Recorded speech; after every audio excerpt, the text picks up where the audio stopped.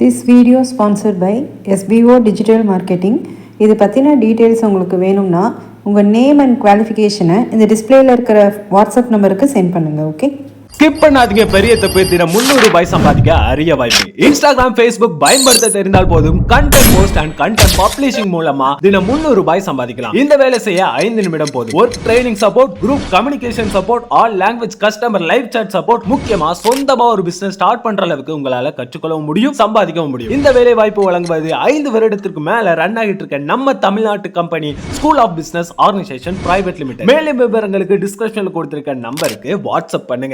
Hello friends, இந்த வீடியோவில் trigonometry டாப்பிக்லேருந்து இந்த கொஷின் எப்படி சால்வ் பண்ணுறதுன்னு பார்க்கலாம். கொஷின் பாருங்கள். In right angle triangle A equal to 90 degree, tan C equal to √3, fine sin B cos C plus cos B sin C. So right angle ட்ரையாங்கிள்னு சொல்லிட்டாங்க, அதனால டயக்ராம் இந்த மாதிரி வரைஞ்சாச்சு. A B C எப்படி வேணால் மார்க் பண்ணிக்கலாம். நான் இந்த மாதிரி மார்க் பண்ணிக்கிறேன். ஸ்ட்ரெயிட் லைனாக இருக்குதுன்னா நான் ஆல்ரெடி சொல்லியிருக்கேன் 90 டிகிரி. ஓகே, ஸ்ட்ரெயிட் லைனாக இருக்கும்போது இதனோட ஆங்கிள் 90 டிகிரி. நான் ஏன் இந்த இடத்துல ஏ போட்டேன்னா A ஈக்குவல் டு 90 டிகிரின்னு இருக்குது. ஸோ அதனால் இந்த இடத்துல ஏவை மார்க் பண்ணால் எனக்கு ஈஸியாக இருக்கும் கொஷினை வச்சு. ஓகேங்களா? So straight degree 90 degree mark பண்ணியாச்சு. தென் tan C equal to √3, tan theta அதுக்கு பதிலாக tan Cன்னு இருக்குது. அப்போ C தான் ஆங்கிள் ஆஃப் எலிவேஷன். அந்த C இந்த இடத்துல தானே இருக்குது. அப்போ இதனோட ஆங்கிள் தான் நம்ம ஃபைண்ட் அவுட் பண்ண போகிறோம். Okay, C. ஸோ அப்போ இதுதான் ஆங்கிள் C. ஏன்னா சிக்கு நேராக தானே இங்கே இருக்குது. ஸோ இந்த இடத்துல C மார்க் பண்ணால் ஈஸியாக இருக்கும் உங்களுக்கு. ஸோ கொஸ்டினை வச்சு நம்ம டயக்ராம் வரைஞ்சாச்சு. ரைட் ஆங்கிள் ட்ரையாங்கிள் போட்டாச்சு. A ஈக்குவல் டு 90 டிகிரின்னு கொடுத்துருக்காங்க. அதனால ஸ்ட்ரெயிட் லைன் எப்போவுமே 90 டிகிரியில் தான் இருக்கும். அதனால 90 டிகிரி போட்டு இந்த இடத்துல A மார்க் பண்ணியாச்சு. A B C, tan C தீட்டாக்கு பதிலாக Cன்னு இருக்கனால angle of elevation is C.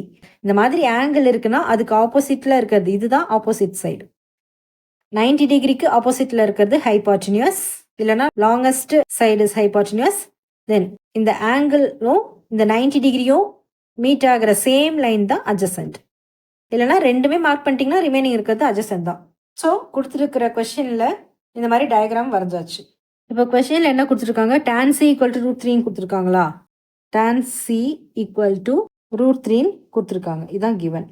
Okay, tan Cயோட ஃபார்முலா என்னது? Opposite side by adjacent side. Okay, so opposite சைட்னா எது? இங்கே AB இதுதான் ஆப்போசிட் சைடு. ஆங்கிள் இங்கே இருக்குதுன்னா இதுக்கு ஆப்போசிட்டில் இருக்குது opposite side. So AB divided by adjacent side is AC. AB divided by AC அதனோட வேல்யூ தான் கொடுத்துட்டாங்க உங்களுக்கு √3 டிவைடட் பை இங்கே எதுவுமே இல்லை. பட் ஏசியோட வேல்யூ நமக்கு ஏதோ ஒன்று வேணும் இல்லை. அப்போ டினாமினேட்டரில் 1 இருக்கிற மாதிரி கன்சிடர் பண்ணிக்கோங்க. √3/1 இஸ் √3 தானே. ஸோ √3ன்னு எடுத்துக்கலாம். இங்கே கான்ஸ்டன்ட் ஆட் பண்ணணும் கூட அவசியம் இல்லை. ஏன்னா நமக்கு இப்போ கான்ஸ்டன்ட் போட்டாலும் கேன்சல் தான் ஆக போகுது. ஸோ அதனால கான்ஸ்டன்ட் இங்கே எடுத்துக்கணும்னு அவசியம் வேண்டாம். சரிங்களா?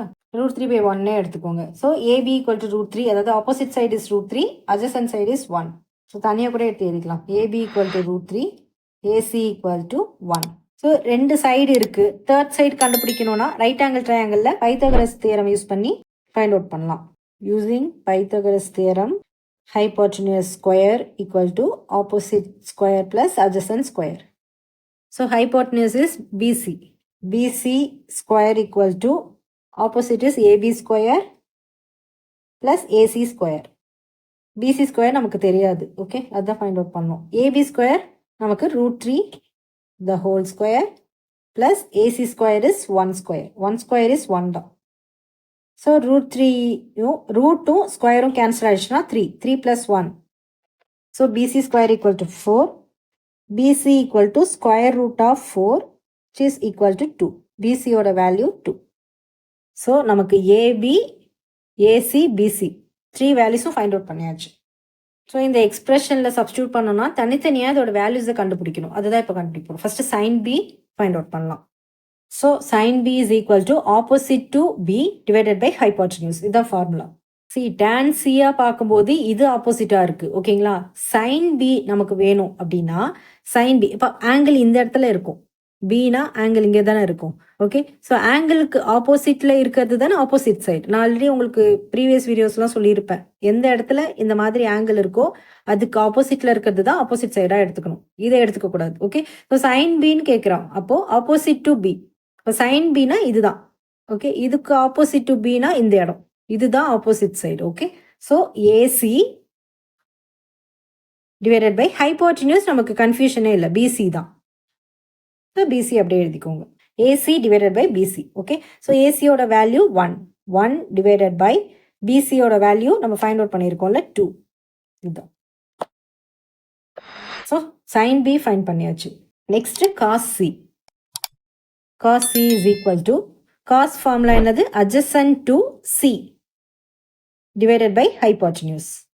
ஸோ இதுதான் சி ஆங்கிள். ஓகேங்களா, adjacent டு சின்னும் போது சிக்கு ஆப்போசிட்ல இருக்கிறது ஆப்போசிட்னா இதுக்கு அப்படியே இந்த பக்கம் இருக்கிறது adjacent தானே. ஸோ சி ஆங்கிளில் பார்க்கும்போது நம்ம டேன்ல என்ன வச்சோமோ அதே தான். ஓகேங்களா, இங்கே தான் சி இருக்கு, சிக்கு ஆப்போசிட்ல இருக்க ஆப்போசிட். இது நமக்கு வேண்டியது காஸ் தீட்டா, காஸ் சி தான் வேணும். அப்போ adjacent சைடு வந்து AC. So AC divided by hypotenuse is BC தான். இங்கேயும் சேம் ஆன்சர் தான் வரும். AC equal to 1, BC equal to 2. Then cos B. காஸ்னாலும் திரும்பவும் adjacent தான், பட் இங்கே adjacent டு பி வரும்.